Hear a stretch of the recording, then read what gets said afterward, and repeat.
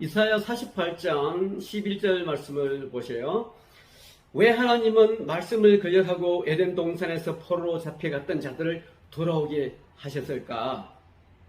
이것은 성경 전체를 이해하는데 아주 중요합니다. 이사야 48장 11절은 하나님의 마음을 아주 잘 반영하고 있습니다.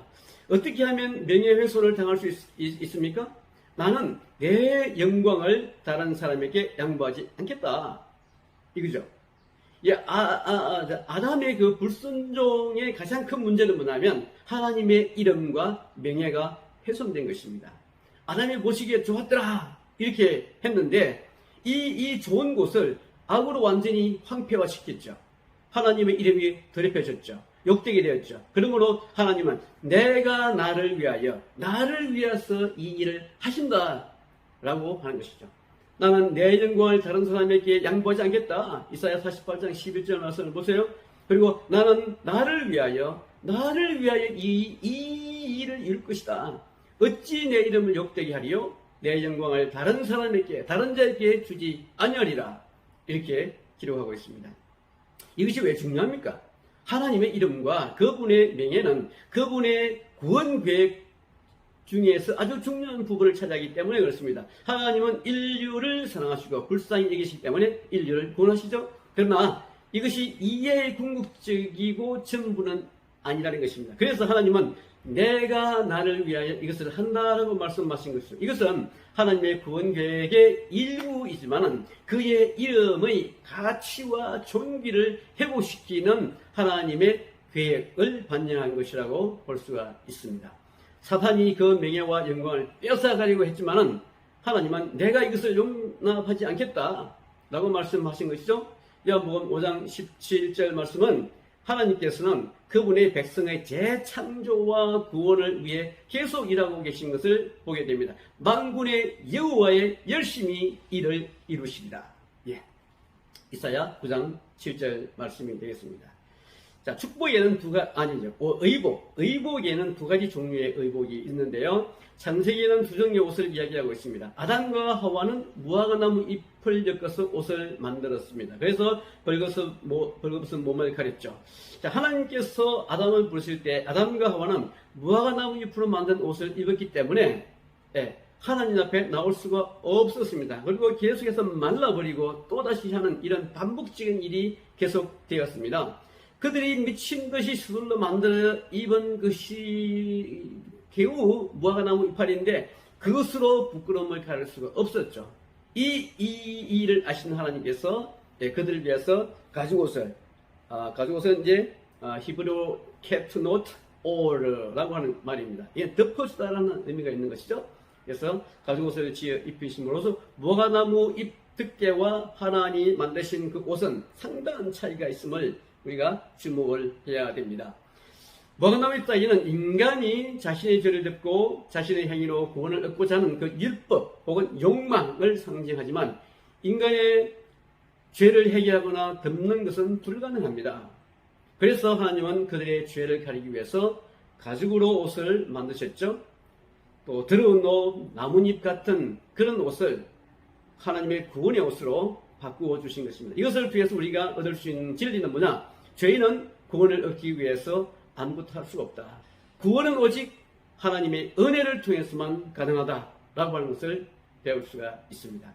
창세기 3장을 우리가 인간의 관점에서 보면 이 장은 불순종과 타락의 장이 될 수가 있지만 또 하나님의 관점에서 이 장을 보면 엄청난 큰 은혜의 장이죠. 우리에게 구원의 방법을 제시하신, 구원의 길을 제시하신 은혜의 장이라고 볼 수가 있는 것입니다. 인간의 관점에서 보면 이 불순종하고 타락을 설명하는 구절이 1절에서 7절까지 기록이 되어 있는데 하나님의 관점에서도 볼 때 이 표현은 은혜의 표현이 또 그 뒤로 8절에서 24절까지 계속 이어지는데 3배나 더 큰 은혜를 우리가 경험할 수가 있죠. 그러므로 불순종과 타락보다는 은혜의 관점에서 성경을 읽는 것이 무엇보다도 중요하다는 것을 알으셔야 됩니다. 자, 여러분 천국의 삶이 어떨까요? 천국에서의 그 삶은 바로 이런 것입니다. 하나님이 주신 삶을 사는 것이죠. 하나님이 주신 삶을 사는 거예요. 하나님이 주신 삶은 어떤 것입니까? 말할 수 없는 그런 행복과 풍요함이겠죠. 자, 첫 번째 천국의 삶은 하나님이 주신 삶이고, 두 번째는 하나님의 베푸심으로 풍성하게 사는 삶이고, 세 번째는 하나님께 영광을 돌리고 기쁨을 누리는 삶. 자, 그 다음에 하나님과 항상 교제가 있는 삶. 자, 여러분들의 삶을 한번 체크해 보십시오. 여러분들이 주어진 삶은 어디로부터 왔습니까? 여러분들은 하나님의 베푸심으로 인해서 풍성한 삶을 살고 있습니까? 이 풍성한 삶이라고 하는 것은 많고 적음의 문제가 아닌 것 같아요. 적으면서도 많은 사람들과 함께 나누는 사람들이 있는가 하면, 많이 가졌음에도 불구하고 나누지 못하는 가난한 삶을 사는 사람들이 있는 것을 제가 봤고 또 경험을 했잖아요. 그러니까 풍성한 삶이라고 하는 것은 많고 적음의 문제가 아니라는 것이에요. 하나님의 은혜가 있는 사람들은 적음 가운데서도 풍성한 삶을 살 수가 있는 거예요. 그리고 영광을 누리면서 기쁨을 누리면서 살고 있는지 없는지를 판단하시면 여러분이 지금 천국에 있는지 아니면 다른 어떤 곳에 있는지 판가름 할 수가 있겠죠. 그리고 항상 여러분은 하나님과의 교제가 있습니까? 그리고 이런 교제가 없다면 아직도 하나님의 천국이 아닌 바깥 주변에서 살고 있는 것입니다. 인류의 모든 문제와 고난의 근원은 하나님 앞에서 떠나 있는 데 있죠. 바로 이것이 우리를 어렵게 하는 것입니다. 그 다음에 하나님을 떠나 있는 삶의 그 어려움이 무엇입니까? 우리 힘이 부족해지죠. 물질적인 필요가 부족하게 됩니다. 그리고 기쁨, 행복이 상실되죠. 예. 그래서 행복의 상실은 사실은 성악과를 먹음으로써 바로 사라지게 된 것이에요. 이 성악과를 먹으면 행복할 줄 알았어요. 그리고 하나님처럼 된다는 것은 정말로 매력적인 줄 알았어요. 그런데 먹는 순간에 행복이 싹 사라졌습니다. 예. 하나님처럼 되는 것은 불행을 초래한 거예요. 판단의 자리에 들어서는 것은 결코 사람을 행복하게 만들어주지 않았습니다. 인간은 일한 필요를 채우기 위해서 열심히 일하고 땀 흘리고 눈물도 흘려야 했습니다. 예. 그리고 이 공허함을 채우기 위해서 할 수 있는 것은 아무것도 없었어요. 이런 문제는 바로 하나님의 면전에서 떠난 데 뿌리를 두고 있기 때문에 그렇습니다. 다시 돌아오십시오. 이런 문제를 해결하고 처리할 수 있는 유일한 방법은 하나님께로 돌아가는 것입니다. 슈브라는 단어가 구약의 상당히 중요한 핵심 단어 중에 하나인데, 돌아오다, come back to가, 돌아오라, return 이런 의미를 가지고 있죠. 그러나 인간은 자신의 행위로 하나님께로 돌아갈 수가 없다는 것도 이제 깨닫게 됩니다. 하나님의 은혜가 아니면은 하나님께 돌아올 수 있는 방법도 없다는 것을 우리가 알게 된 것입니다. 하나님은 화영검을 둘러서 하나님의 영광에 들어오지 못하도록 했죠.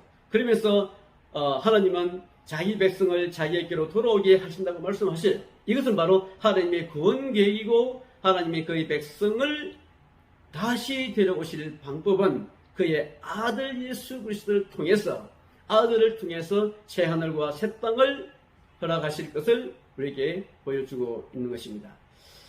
창세기 4장에서 11절까지의 자, 이제 수업 시작할까요? 지난 시간에 이어서 오늘 5강 수업 시작하도록 하겠습니다. 창세기 3장 21절을 찾아보시기 바랍니다. 창세기 3장 21절에 보시면은 여호와 하나님이 아담과 그의 아내를 위하여 가죽옷을 지어 입히니라, 이렇게 기록을 하고 있는데요. 자, 무화과나무 잎을 가지고 앞 가리개를 만든 거예요. 창세기 3장 7절 말씀에 따르면 그들은 벌거벗은 것을 알고 무화과나무 잎을 엮어서 몸을 가렸다라고 합니다. 스스로 이불을 만든 거죠. 스스로 몸을 가린 겁니다. 그럼에도 불구하고 계속 여전히 부끄러운 거예요. 예. 이불을 만든 뒤에도 내가 동산에서 하나님 말씀을 듣고 내가 벗었으므로 두려웠다. 그래서 숨었다. 그전에는 벌거벗은 것이 부끄러워하지 않았는데 어떻게 된 건지 지금은 부끄럽다는 거죠. 그래서 하나님을 피하고 숨을 씁니다. 예. 그전에는 피할 필요도 없었고 숨을 필요도 없었죠. 그들이 무화과나무 잎으로 만든 허리개를 가렸음에도 불구하고, 예. 여기서 보면 벌거벗고 두렵고 숨었다, 이렇게 기록하고 있죠. 이것은 인간이 자신의 죄를 숨기고 덮을 수 없다는 것을 보여주고 있는 것이죠. 동시에 율법의 능력으로 우리가 구원을 받을 수 없다는 것도 우리가 동시에 알 수가 있게 되죠. 그래서 하나님은 가죽으로 옷을 지어 그들을 덮게 하셨습니다. 이 가죽옷은 이 덮는 의미가 있죠. 캐터 노터라고 하는 가죽옷은 덮어주는, 죄를 덮는, 바로 여기에 예수님을 상징하는 하나님의 구속의 메시지가 가져오셔야 담겨 있는 거죠. 구원을 위한 하나님의 계획은 우리의 벌거벗은 부끄러움을 가리고 또 그의 백성을 그분께로 돌아오게 하는 것입니다. 가죽옷을 만들기 위해서는 동물을 죽여야 했죠. 그것은 하나님의 완전한 희생물, 그죠? 희생 제물을 상징하기도 하는 것입니다. 보라, 세상 죄를 지고 가는 하나님의 어린 양을 보라. 죄는 바로 아담과 하와가 지었지만 그들의 죄를 덮기 위해 죄 없는 동물이 죽어야 했습니다. 피 흘림이 없인즉 사함이 없느니라 라고 히브리서에서 말씀하고 있죠. 인류의 흠을 가리는 가죽옷은 모든 죄를 위하여 죽을 어린 양을 예고하는 것이다 라고 볼 수가 있겠습니다. 그리고 그것은 예수 그리스도이죠. 비록 아담과 하와가 포로가 되었지만 더 깊은 의미는 그의 백성을 그의 왕국으로 다시 데려오는 하나님의 의도인 것입니다. 로마서 1장 17절을 찾아보세요. 가장 중요한 교훈을 우리가 배우고 깨닫는 곳입니다. 17절, 1장 17절 보십시오.